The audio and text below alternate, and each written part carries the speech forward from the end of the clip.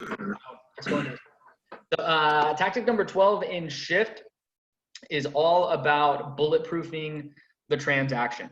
And as I was telling Holden earlier, a big takeaway for me from this, I was reading through the chapter, and I'm with you guys. I'm soaking up all the information on Shift for the first time as well. I haven't personally been through a Shift, so this is uncharted territory for me also. And yet, it's not like this is the first time that the real estate industry has seen a dramatic departure from business as usual. So one of the things that I took away from this chapter is that, some of the things that they're talking about don't pertain to us right now. The circumstances are so unusual because of the shelter in place, because of essentially, the industry-wide lockdown, that a lot of these things aren't going to apply.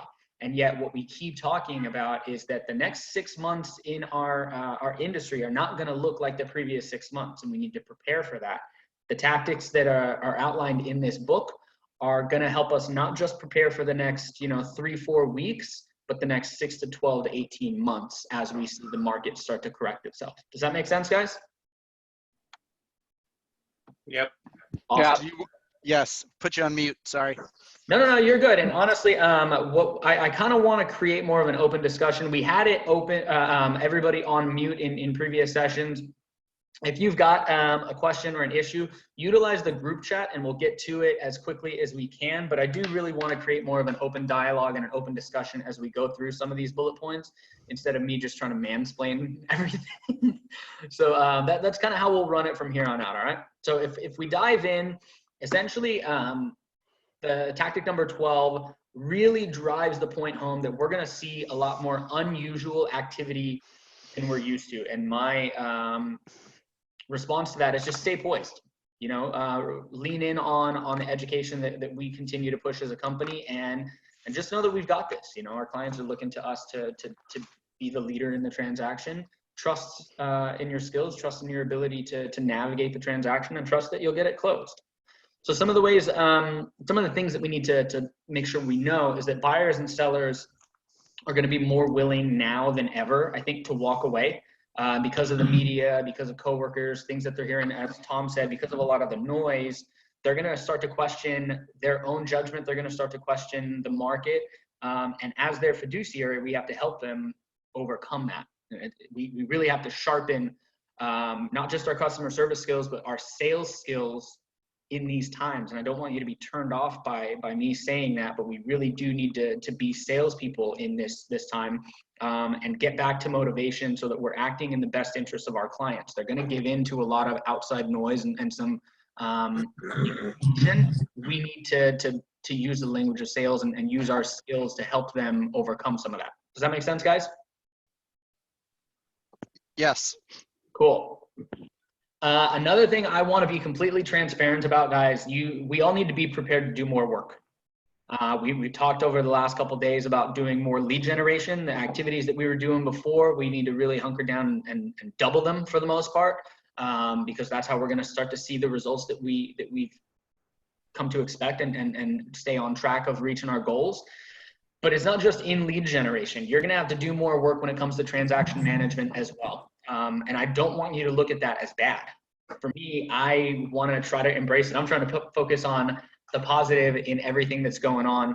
In my opinion, with the resources that we've got and our skill set and our ability to embrace these times, we're the best agents in the city, we're the best agents in the region, we're the best agents in the state, because we work for the best company in real estate that has put a focus on our agents and our preparedness to be able to tackle these times. I think that people will, and honestly, I think that people should look at us to lead. And I want to take this opportunity to grow our reputation, to grow your reputation as an amazing, as a skilled agent, as an industry leader, as a leader for our clients and a leader for our community. That's a buzzword and something that I keep talking about, is just be a leader. I think in these times of uncertainty, people are always looking for a leader. Don't be afraid to step up. Don't be afraid to be that for your people. Okay. You have to make sure that we're overseeing our contracts from start to finish. And that's not just, don't rely on escrow. Don't rely on your assistant. Don't rely on your TC. You alone are going to be responsible for the outcome of the transaction, guys. You really need to to take ownership of your results and your business. And I don't think I need to tell anybody that. I think we're all really on the same page, and that's been ingrained in us. But now more than ever, people are going to look to us to oversee the transaction. You know, your assistant, escrow, TC, and your clients are all really going to look for that leadership, and it's important that we embrace it and welcome that. Okay. So the way that we counter some of these issues is really just by being prepared, having foresight, and making sure that we see what's coming. And in Shift, they call it being heads up. So be prepared to deal with whatever the future might bring. Prepare as if everything will go wrong. I know I'm trying to sound like the eternal optimist, but we really do need to remember Murphy's Law. It says that if something can go wrong, it will. And I think that's going to be very true in the coming market. And yet, if we've got the tools in place and to anticipate it, and we're able to prepare for it now, we're going to be in a position to navigate this easier. Does that make sense? So essentially what I'm trying to say is we need to plan for these issues, not just in the next 4 weeks, in the next 6 months. And if we don't have any problems or issues now, it doesn't mean that we won't have them when things start to get back to normal. So let's really pay attention to some of the tactics and tools that they're giving us in this chapter. And it specifically outlines 6 issues that you're most likely going to see from contracts to close. So if it's all right with everybody, we'll dive into the first issue unless we have any questions before getting in. We're good? So the first. No, it sounds good. Hey, just to let you know, Ray, if I drop off, my phone's at 7% and I'm walking. So if it's not because I don't like anything you're saying. Peter, in the time of the pending apocalypse, we need to be able to reach you. So keep that bad boy charged. We're gonna get you a portable charger for Christmas this year. Okay. We need you, bud. Be safe out there. All right, man. Guys, it's the first thing that we need to talk about. The first issue that we'll most likely see is with inspections and repairs. Okay, so in the book, it really recommends on both sides to recommend to clients as short a timetable as possible for inspections and repairs. I'm sure you all know, everybody knows 17-day inspection contingency, right? If you've got deals in escrow that are abiding by that, that's fine. Just close them as quickly as possible. If you're writing offers or go into market, urge the other party to tighten up those inspections and repair periods. We're going to talk at the end of the call about how we're regulating that and how we're kind of maneuvering inspections, etc. And Peter, hopefully you're still here and you can help us dive into that. Yes. For the sake of time, we'll keep moving. Put repair limits and allowances in the contract if you can, and make sure that all parties know about them and agree. That's a great way to protect your seller from walking into any unforeseen, but any surprise bills or any surprise negotiation tactics.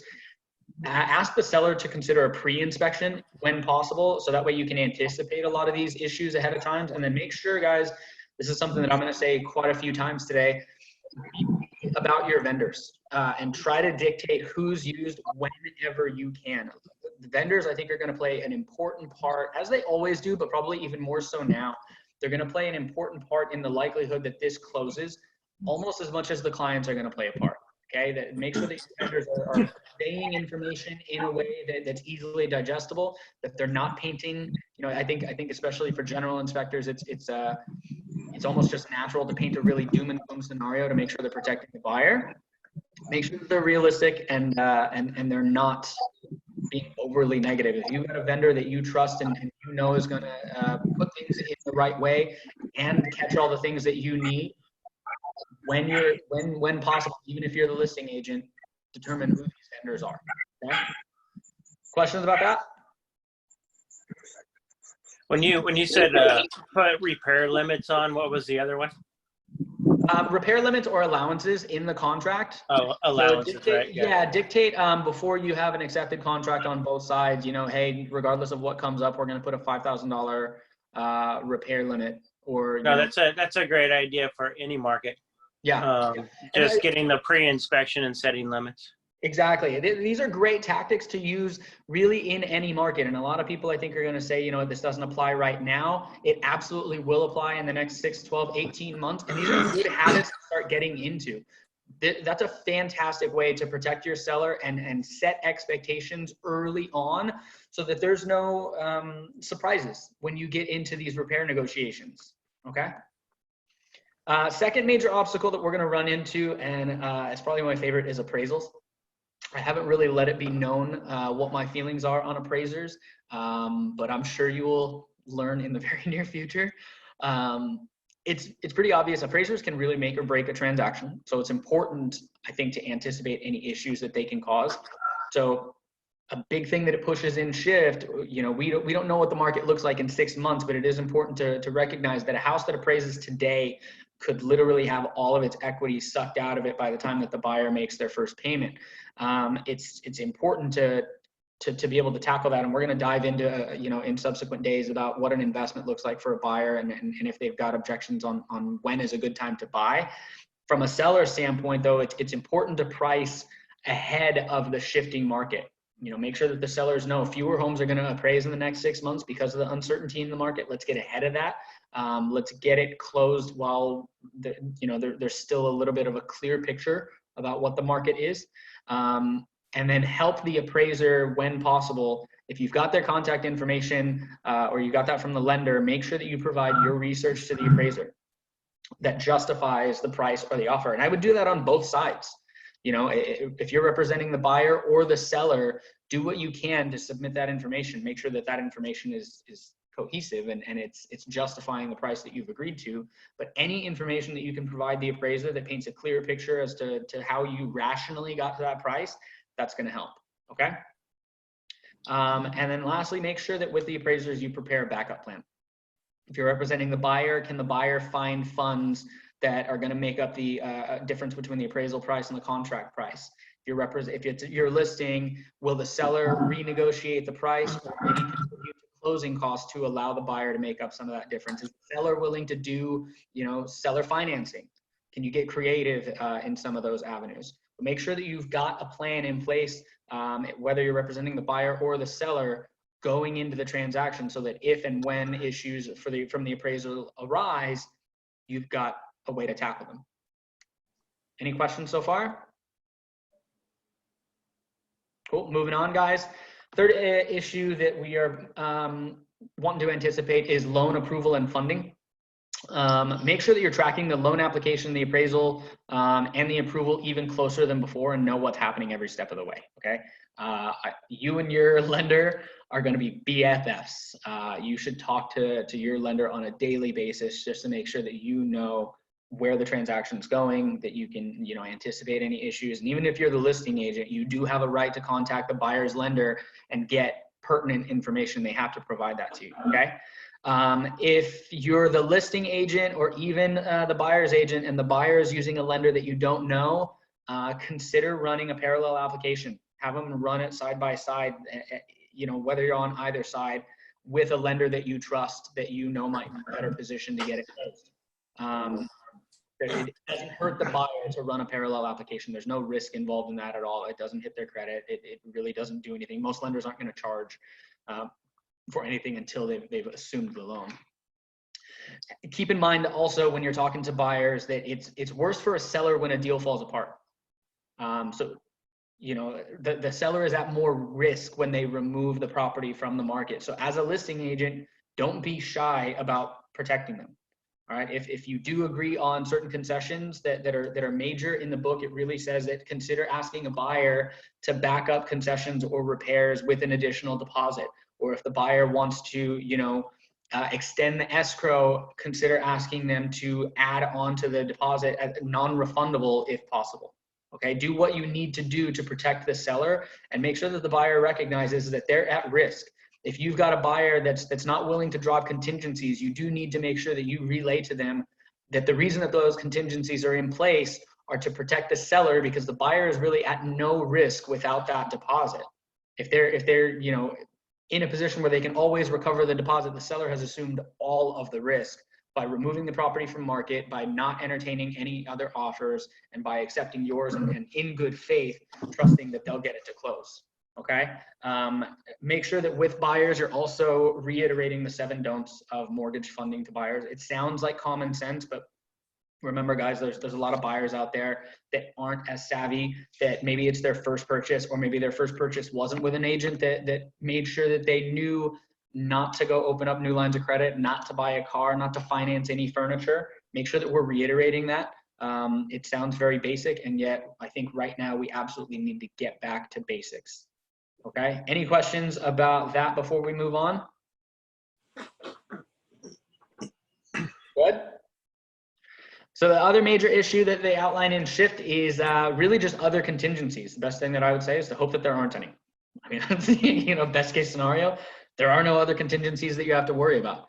But once again, make sure that contingent buyers, if it is contingent on the sale of another property, make sure that those buyers know that the seller is at the most risk, okay?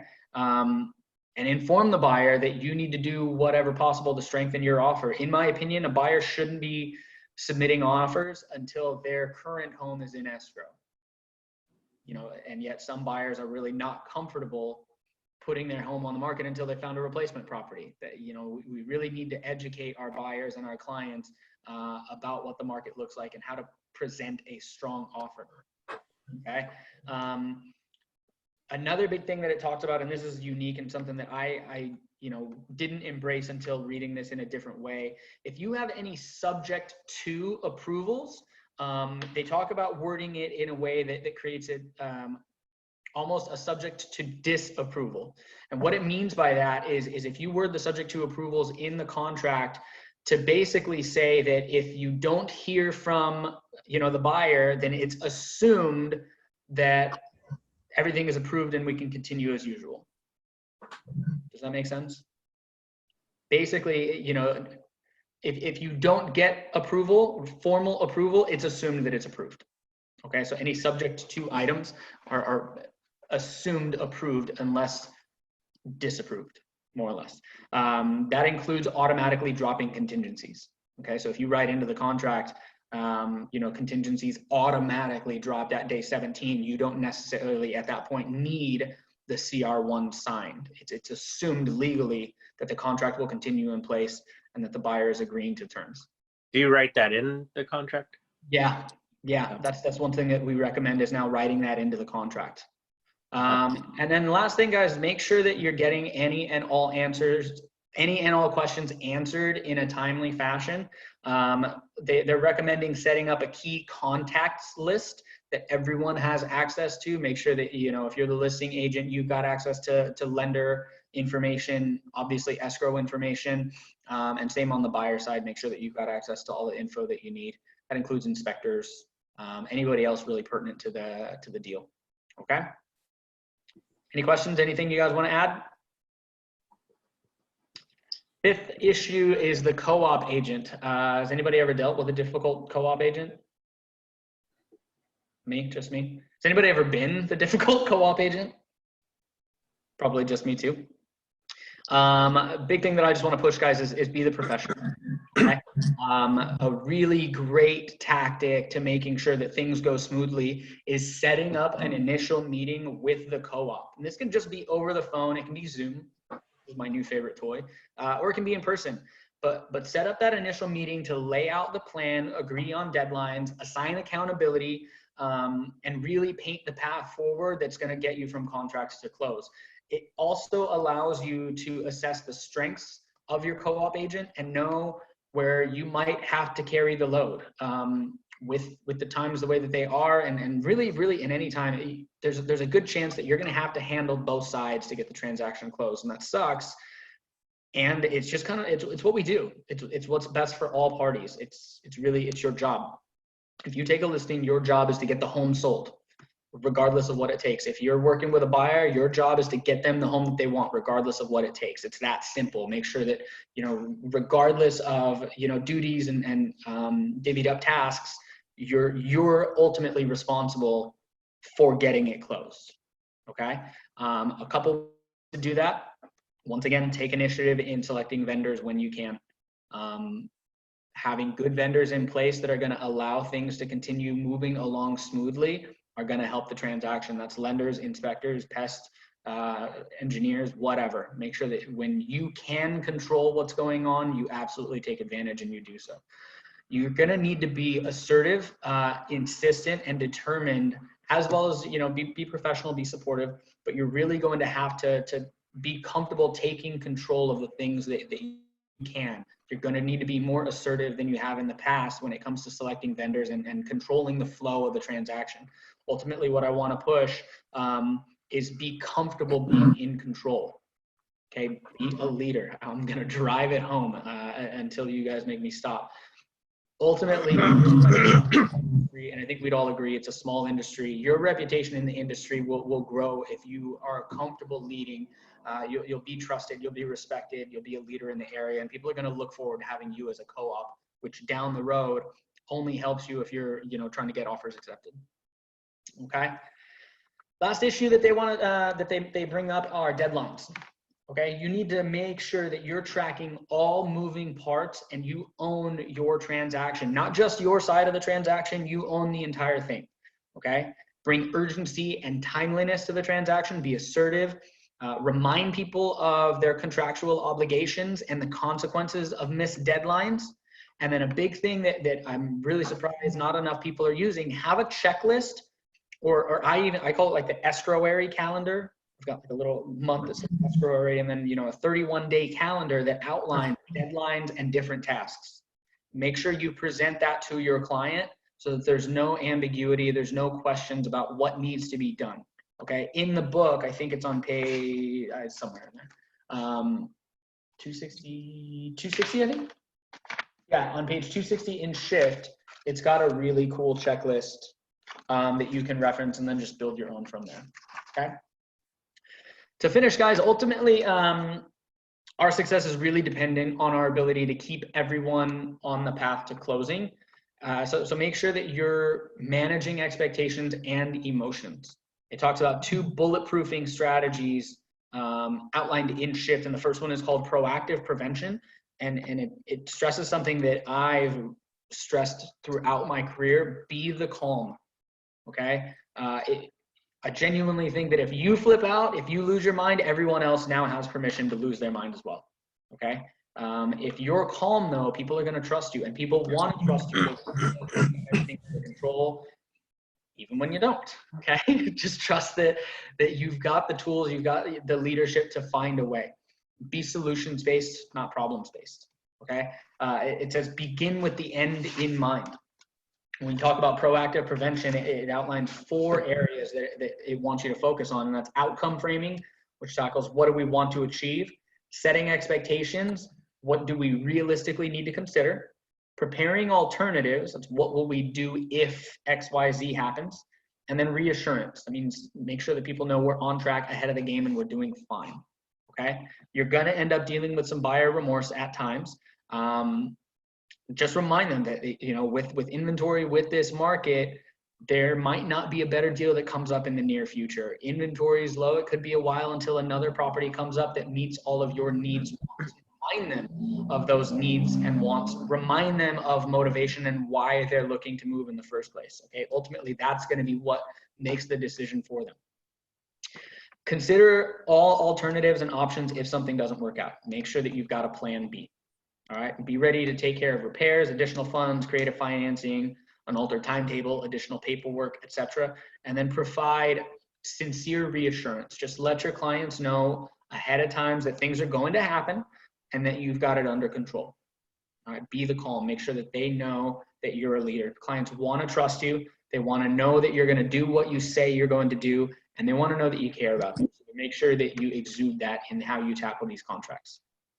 The second thing that it talks about in bulletproofing your transaction is making sure that you have an early response system in place. The law of entropy says that anything left alone tends to fall apart. So make sure that you're responding immediately to issues. Over communicate right now has been something that we're pushing from an office standpoint, and it should absolutely be. No news is not good news in real estate. A day without news to a buyer or seller. Margo, I'm going to put you on mute, love. Okay. No news to a buyer or seller, guys. It feels like an eternity. especially even more so now when there's so much uncertainty. And keep in mind, most of us have done dozens, if not hundreds of transactions. And for most of our clients though, they're only going to do this a handful of times in their life. Make sure that this experience is special, that they know that you got things under control. And a lot of ways to help that is with constant, consistent communication. Set expectations early when working with your clients. Make sure that they know that they're going to hear from you. You know, if your business model says every week, make sure that they know it's every week. If your business model is every 3 days, make sure they know every 3 days they're going to hear from you every day. Communicate with them every day. If you've got a system in place that allows you to do that, make sure that you know, or that they know, that on a daily basis, no matter what, you're going to hear from them. When I had new construction deals, you know, sometimes those escrows were 4, 5, 6 months. And, you know, every 3 days, my clients would hear from me. And a lot of times it was, hey, nothing new. Do you need anything? Other times it was literally, I'd be at the store and send them pictures of things like, wouldn't this look awesome in your new kitchen? You know, anything to keep communication open, absolutely do it. When we talked about earlier, we really want to tighten up the transaction times and wrap them up as quickly as possible. That means that it's more important now, because you're going to have things happen so quickly. It's going to be more important to over communicate with your client. On top of that, make sure you're visiting with vendors to know what they're seeing, stay informed, keep those vendor relationships strong, check on your vendors, let them know you're excited to get back to work with them when things chill out. The vendors are going through the same thing that we are. So make sure that you continue to strengthen and fortify those relationships. And then before we move on, guys, to talk about a couple other things going on in the office, I want to make sure everybody's anticipating fallout rates. You know, in a good market, it says a fallout rate is 5-7%. You know, most of the top agents nationally have, you know, about a 7 to 10% fallout rate. During shifts, a lot of times we see fallout rates jump to about 25%. So make sure we track this, make sure we know our numbers. If we're looking at our goals, anticipate a fallout rate and put the amount of properties in escrow that you need to make sure that you stay on top of your goals. In addition to all of that, I want to make sure that our communication as an office and with our agents stays open. Let me know what you guys are seeing so that we can work together to tackle these issues. We really want to make sure that we're collaborative in this, that we're brainstorming, that we're masterminding, and that we can anticipate as a group what the industry is going to look like. Now, with that being said, we've got our team meeting tomorrow, and then on Thursday, we're going to have kind of an open forum mastermind. So the last Thursday of every month, we're going to continue to do masterminds. This one is going to be a little bit different. I would invite everybody to turn it almost into kind of a town hall. So we're going to get leaders here, and we really want to just have an open dialogue and an open discussion about whatever questions you have, what you are seeing, you know, what our concerns are, what, you know, promising things that we've noticed, and together make sure that we're working hard to tackle everything going on. Any questions? Before we wrap, I want to read a couple things that we're going to send out via email. And Peter, I'm glad that you're still here because you can help shed light on this. But any questions about Shift Chapter 12? Let me make sure everybody's unmuted. We good? All right, so let's wrap up. Peter, we still got you here? Maybe not. All right, guys, so you're going to get an email. Hey, I'm still here. Cool. Peter, I want to talk about the email that we're sending out and really just kind of outline the instructions that we're giving to agents regarding a number of questions that we've gotten. So to be clear, guys, when it comes to showings, we need to suspend all in-person showings. We've got the technology, we've got the resources available, pictures, virtual tours, video conferencing, pardon the motorcycle outside, etc., in lieu of in-person showings, okay? In-person showings are essentially not allowed at this point. And it's important that you know all these rules that are being put out are not from us. They're not even from CAR. These are government regulated, okay? That's the governor that's really kind of dictating how we tackle things moving forward, okay?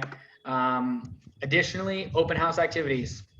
They're suspended for the time being. Use the technology, Facebook, Zoom, pictures, go live on social media. We're gonna put out a video hopefully in the next day, so where we're doing like an episode of Cribs. Okay? right? Just kind of fun ways to get your property out there. Regarding photography, if you have listings in process that require professional photography, it's okay to schedule photos with the consent of the seller, and the agent should not attend photo shoots. All right? The agent should not attend photo shoots, which means the seller is going to have to trust somebody being in their home to take the photos. And that's just kind of where we are right now. They do not want public gatherings. The more we can limit social contact, the better off we are. Contractors and home preparations. If you've got a listing in process that requires handymen or contractors, it's okay to schedule the work with the consent of the seller. The agent should not attend walkthroughs or home improvement appointments. All right. Once again, the agent should not be there. For home inspections, if you've got an escrow that requires a professional home inspection, it's okay to schedule the work with the consent of the seller, and the agent should not be there.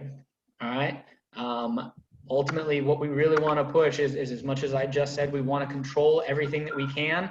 We do need to respect what the government is doing. We need to respect and recognize the circumstances and limit that social interaction. Agents do not need to be present for these things. It's not absolutely imperative. The communication can go through this, okay? You can FaceTime in if needed, but do not be present for any of those activities.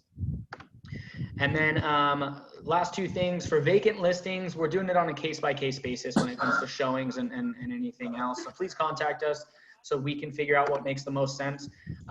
Ultimately, when the governor started talking about essential industries, real estate is not considered an essential activity. That's not our assessment.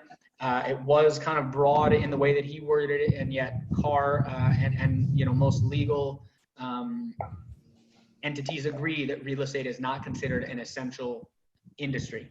All right, so the shelter in place is active for real estate professionals and for our clients. And then lastly, our office, obviously we're closed. We are asking everyone stay away from the office, abide by the shelter in place and respect it. It's for your safety as well as the safety of others. And if you need anything, hopefully we'll figure it out remotely. Rely on us, rely on our staff. We're still working every day to make sure that you guys have what you need. But we're asking that you respect what we're going through together. All right, guys? Any questions before we wrap today? Everybody good? Everybody safe? Do you guys have everything you need?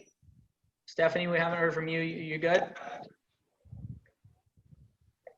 Is everybody on mute? Everybody doing okay?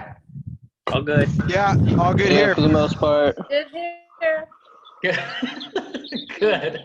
I'm glad everybody's doing well. I look forward to seeing you guys tomorrow. We're going to have a kind of a pseudo team meeting, cover some things, and we'll continue to do this every day at 12 o'clock.